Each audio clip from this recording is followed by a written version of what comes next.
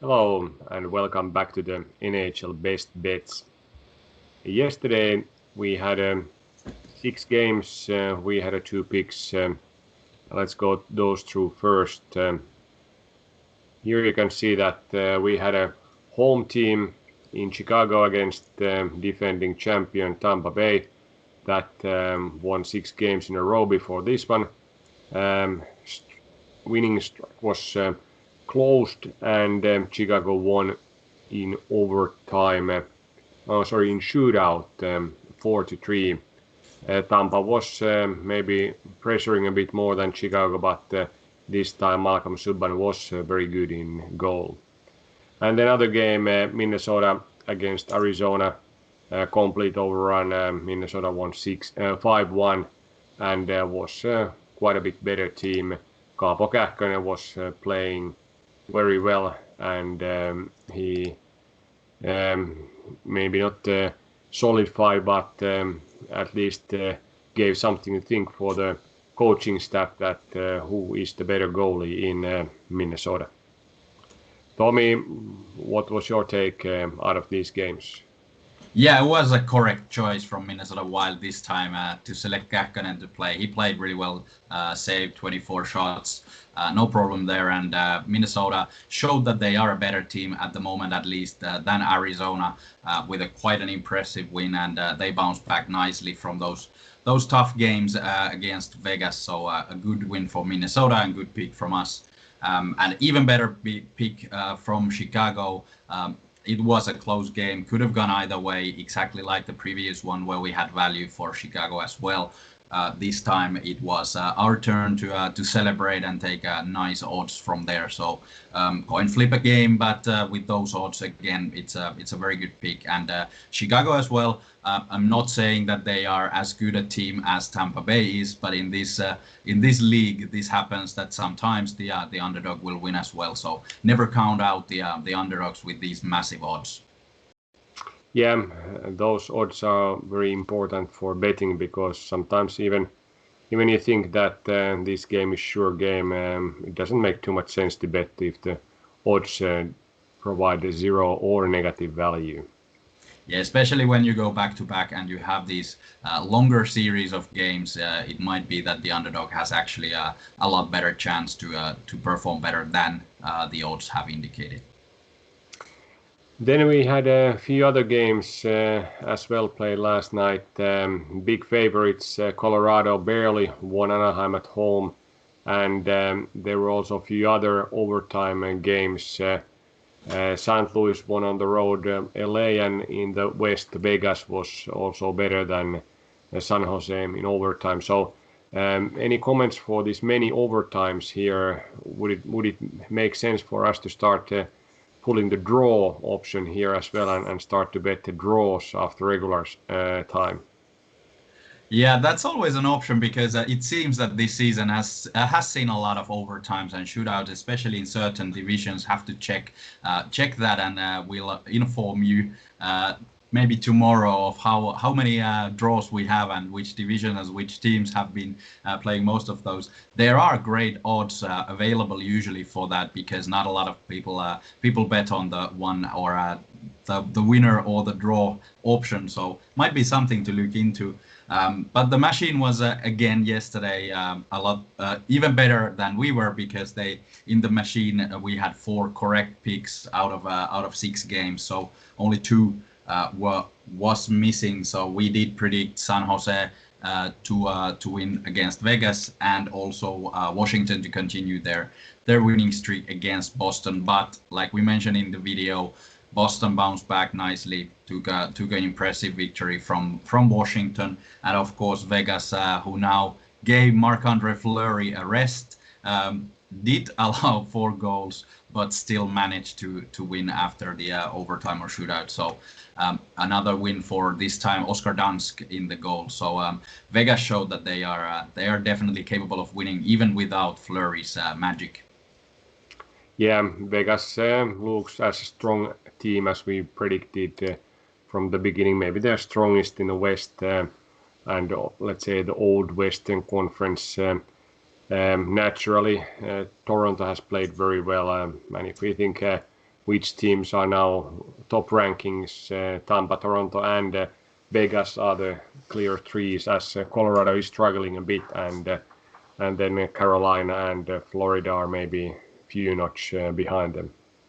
Yeah, that's true. And Vegas it's a good thing to see for Vegas fans that they've been able to now score goals quite a bit. So it's been an issue, but now it does seem that they are scoring at least when they are able to create chances, they're scoring. So those issues seem to be, at least for now, gone. So let's see how it is in the future. Yeah, and we cannot forget Boston, that is naturally tough team. They showed yesterday, like you said, that they bounced back from a bit shakier performance, and even though Washington outshot Boston 32-25 in the match, it wasn't any kind of tight match in any stage when Boston scored 3 goals in the second period. Yeah, I think Boston is a little bit of a bear in a way that when you poke it enough, it will definitely attack you, and that's the case now. They lost quite bitterly the last game against Capitals, so now it was a proper grudge match, and they showed that they are still one of the contenders for the Stanley Cup as well. Yeah. Tonight we have a full dozen of games, very, very interesting games, and we had a few picks here. We can go those through first. Florida plays in Nashville, their second game in this series.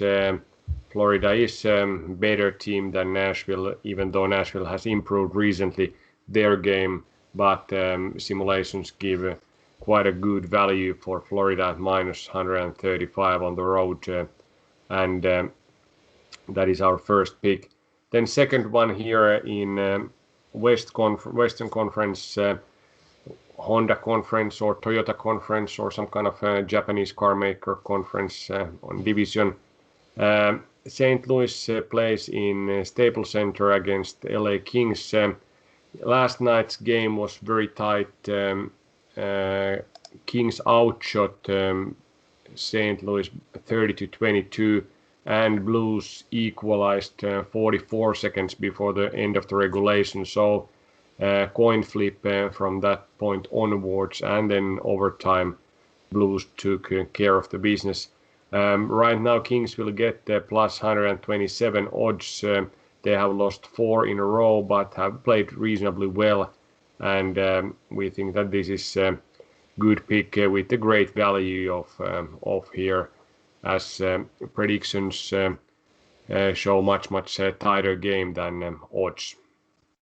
Yeah, great picks, these two. Florida, one of our go-to picks, always a little bit of a fan here, and better team than Nashville, of course. Last game, Florida was leading already 1-4.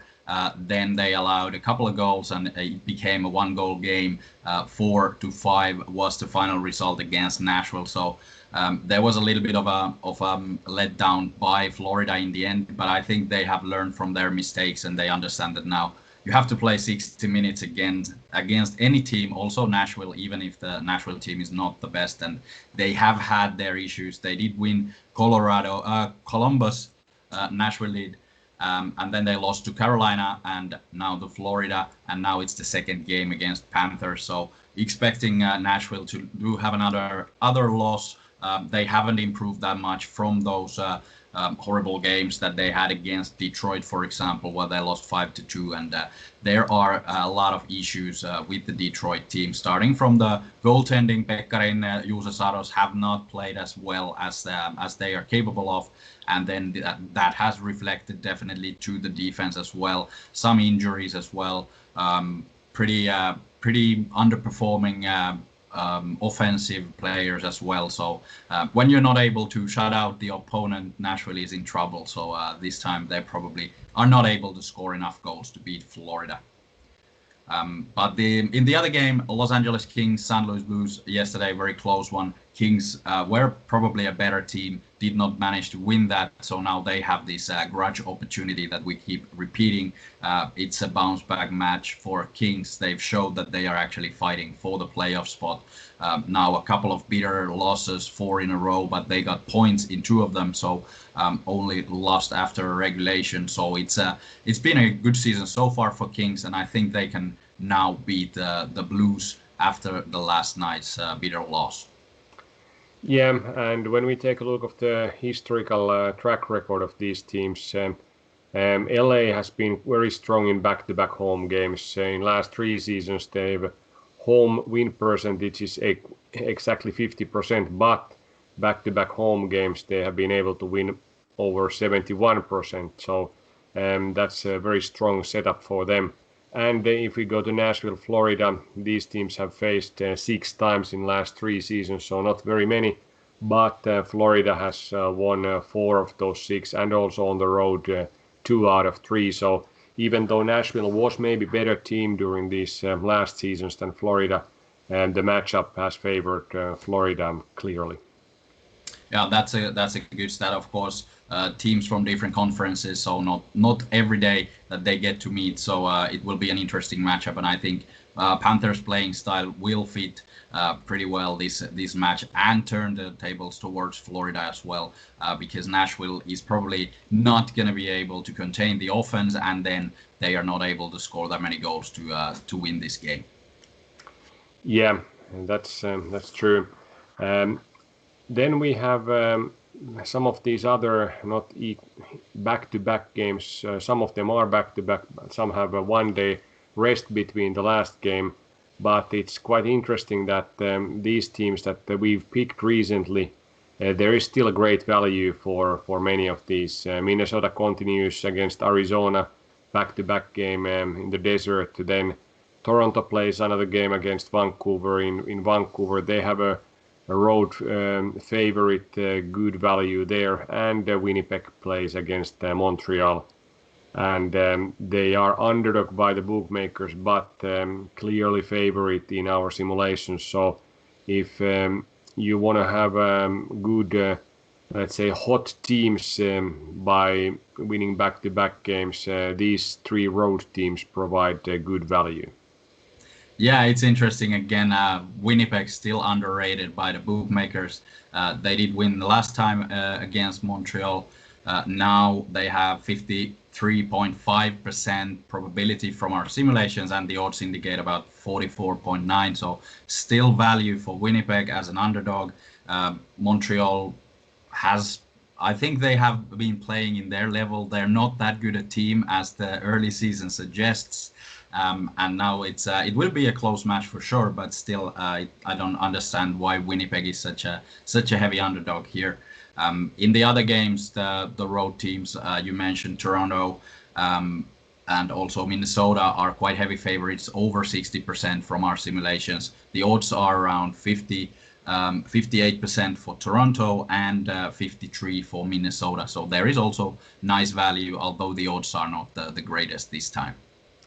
Yeah, and if you are looking for the biggest favorites that have some value tonight's round, you can take New York Islanders against Buffalo and Colorado against Anaheim. But like I said, the odds are beyond poor. So if you want to make some money, usually it's not the best approach to pick those low odds. Yeah, especially when we've seen that these underdogs can prove some problems for the better teams. Maybe I would still go with the New York Islanders, because for a simple reason that Buffalo has just been so awful. Nothing is really working for them, and they have very highly paid players underperforming heavily, and nothing seems to go their way. So Islanders at home with Barry Trotz as a head coach, great goaltending. Islanders is definitely a favorite, and in simulations 70% favorite as well. So odds have some value. The odds indicate around 61.8%. So there is still value even if the odds are not the greatest. But I would go with the Islanders in this game. How about totals here? Even though our machine haven't been so good in totals compared to the match picks or the winner of the game picks, Is there any games that you would what you want to highlight the value for the total bets? Yeah, like we were discussing the game Colorado Anaheim, that it could be over-like game this time. Both teams probably playing their secondary keepers. Last night was 3-2 game, but it was John Gibson and Philip Grubauer playing. Now it's supposed to be Hunter Miska and Ryan Miller. Definitely a downgrading from the goaltending department of both teams. Colorado, of course, a heavy favorite. Their offense is waking up a little bit. They are not yet firing with all their cylinders, but it does look a little bit better. And then Anaheim is able to score a couple of goals. So I would say it's an over 5.5 with 53% probability. And the final score, I say 4-2 this time. Sounds like a good pick there as well, but we go for these two earlier mentioned games. And actually, the first games are starting in 30 minutes, so we wrap it up and start to watch hockey again. Yeah, it's going to be a long night, but fun night.